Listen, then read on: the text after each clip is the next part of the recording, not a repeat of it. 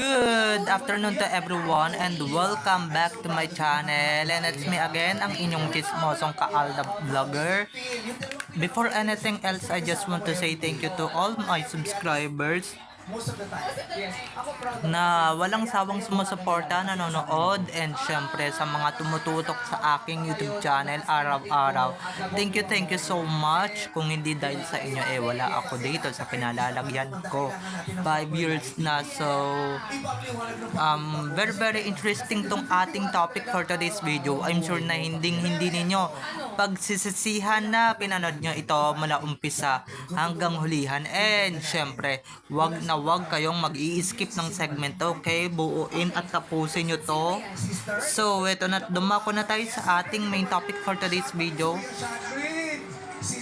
Eto na nga mga ka-Aldab Nation, mismong si Vice Ganda nagsabi nito nung isang araw na iba talaga guys, iba talaga yung impact ng Aldab sa buong mundo. Iba yung kasikatan ng Aldab, iba yung phenomenon ng Aldab. So, ito na guys, watch this. Mamaya ipapaliwanag ko sa inyo ng buong buo. So, ito na guys, watch this.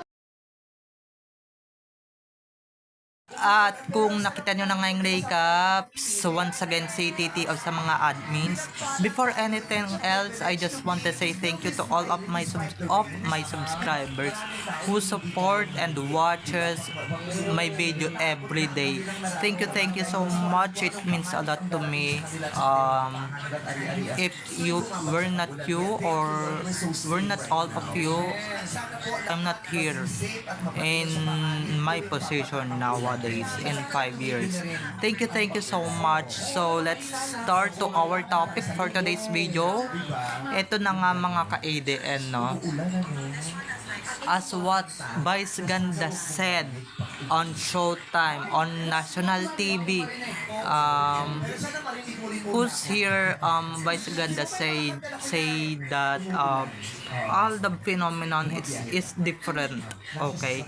Nakatadhana yan and nakatakda talaga. Mismong si Vice Ganda na nagsabi niyan na dahil nga because kaya niya nasabi yan kasi nga may contestant na sumali doon na writer ng show ng Aldab before panahon pa ng 2015, at alam naman natin na 2015 talaga is sobrang lugmok talaga yung Showtime, di ba?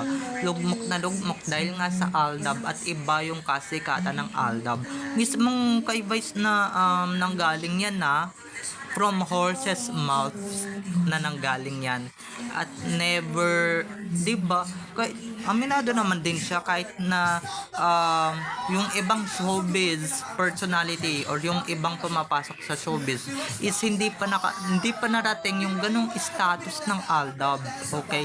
Hindi pa nakarating sa ganong status, hindi pa siya nararanasan ng ibang artista or ibang showbiz personality, okay? Hindi, di ba?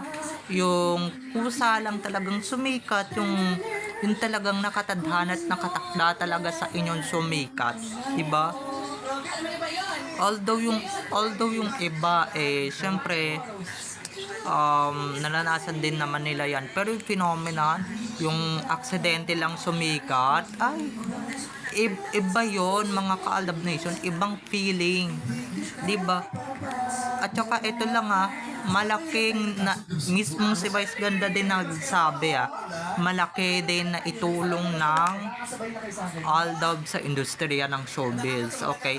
May mga hinayupak lang talaga, may mga hayop lang talagang hindi marunong mag-alaga ng yaman nila, di ba? Hindi marunong magpahalaga, hindi marunong magbigay importansya sa kanilang talent, 'di ba mga ka-IDN? So ayun lang, 'di ba?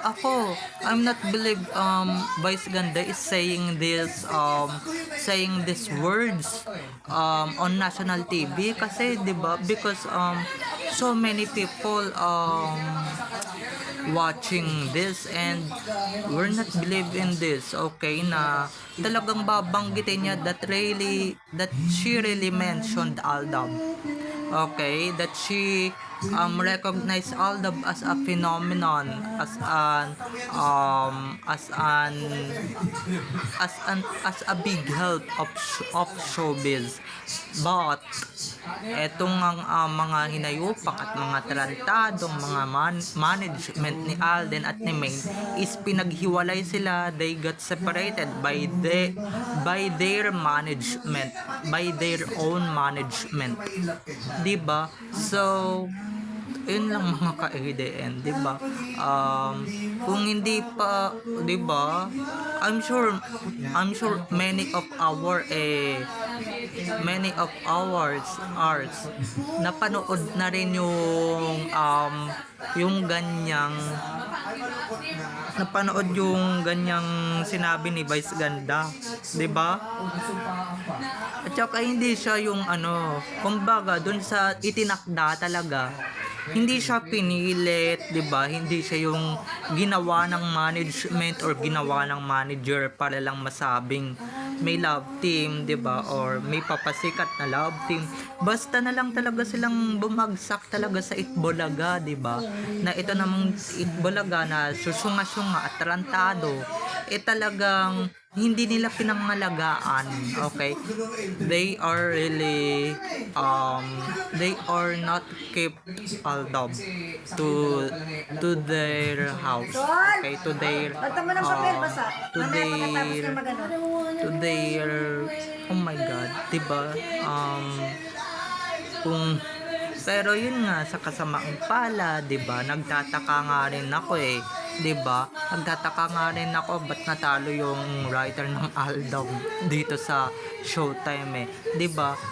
Hindi ko siya nabalitaan kasing pumasok kasi I'm busy doing this video or doing a lot of videos. 'Di ba? Pero siguro, 'di ba, binalak siguro ng management 'yan. Alam niyo naman, pagka-obvious CBN talaga yung nagtakda talaga 'di ba? Medyo sila talaga yung may balak na patalunin yung writer ng album. So may purpose din, 'di ba?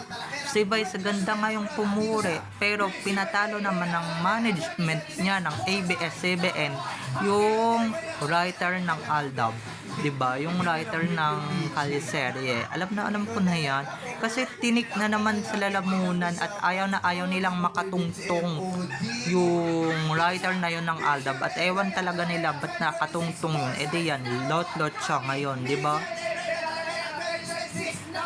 'Di ba? Alam naman na natin, balik tayo sa topic na phenomenon at itinakda.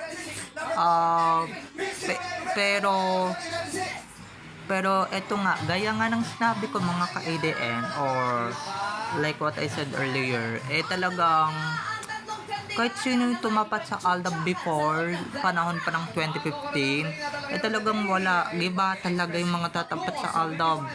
Diba? Kahit ngayon Showtime noon Showtime ng nasa Araneta silang lahat. Tapos may tatlong love team silang kinumbida na napakalakas din naman. Pero walang tumili, diba? Lahat. Kasi tayo nasa Kaliserye at lahat doon nabasa ko sa comment section na iba rin talaga yung kasikatan na dala ng Aldab. Na hindi kailanman mapapantayan ng mga kung sino-sinong artista, individual man, or ng love team itong kasikatan ng Aldab. Kaya, sorry yung phenomenal, si Vice Ganda na mismo yung nagpapatunay, Aldab lang talaga yung nagmamay-ari niyan at wala nang makapapantay. Okay? Wala nang makakahigit pa or wala nang makahihigit pa sa kung ano man ang naiambag ng Aldab dito sa industriya ng showbiz at kung paano sila walang yain ngayon ng kanilang talentadong management. 'Di ba? So So ayun nga, pag may kinalalaman sa Aldab, going back to our topic, dahil nga nalot-lot yung ating writer ng Aldab, talagang tinik talaga sa lalamunan ng GMA, ng Kanguso Network at ng ABS-CBN yung writer ng Aldab. I don't know her name pero but she's the one who writers of Aldab before. Pero sana, 'di ba? Pero yun nga, ang laking panghihinayang, no? Siyempre, ba't nila papapasukin yung may kinalalaman sa Aldab, 'di ba? Edi mas lalo pa silang nakabaon yung mga tinik sa dibdib nila.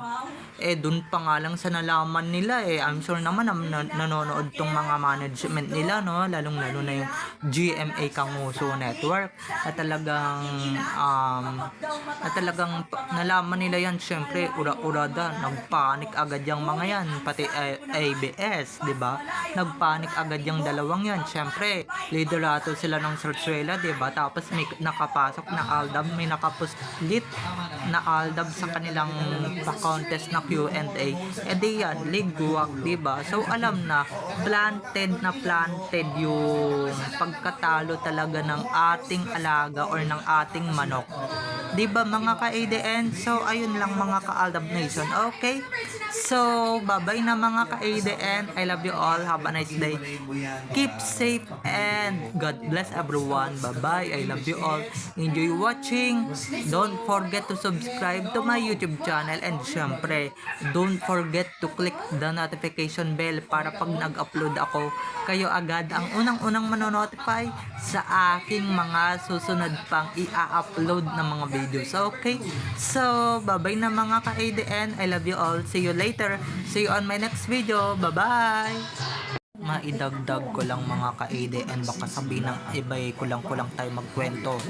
So, ayun na nga, kahit na nga sobrang higpit talaga ng labanan ng Aldab at saka ni Meme Vice, talagang super duper aminado naman na si Meme Vice na talagang never talaga nilang matalo-talo or never nilang natalo talaga yung Aldab before, diba?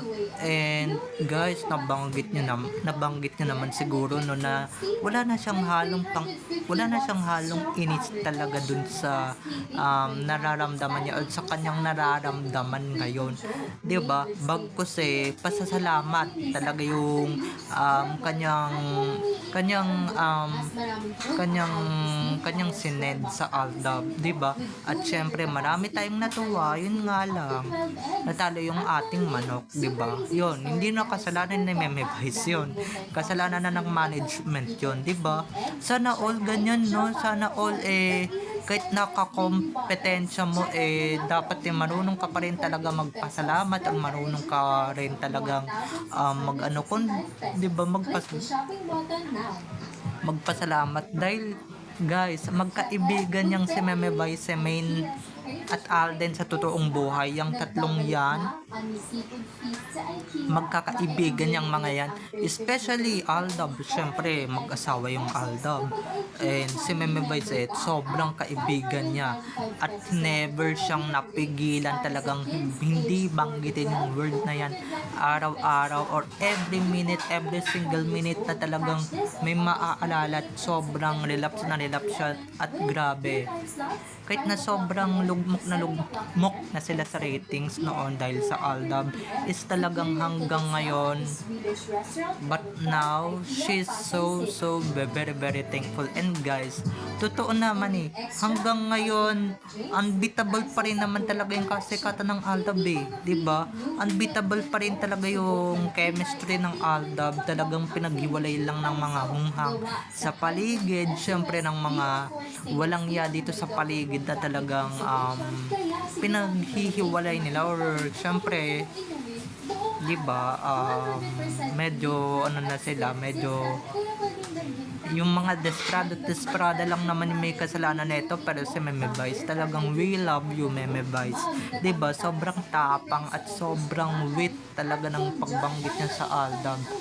At syempre, hindi naman pilit yan eh. Hindi naman pilit na ginawa yan, 'di ba? Kusa na lang, 'di ba? Itinakda. So, tamang panahon, 'di ba? Hindi ko akalain talaga na mababanggit ni Meme yun nung Tuesday or Wednesday. I don't know. Basta comment down below kung kailan niya nabanggit ito. Okay? So, bye-bye na mga ka-ADN. I love you all. See you on my next videos. Bye-bye!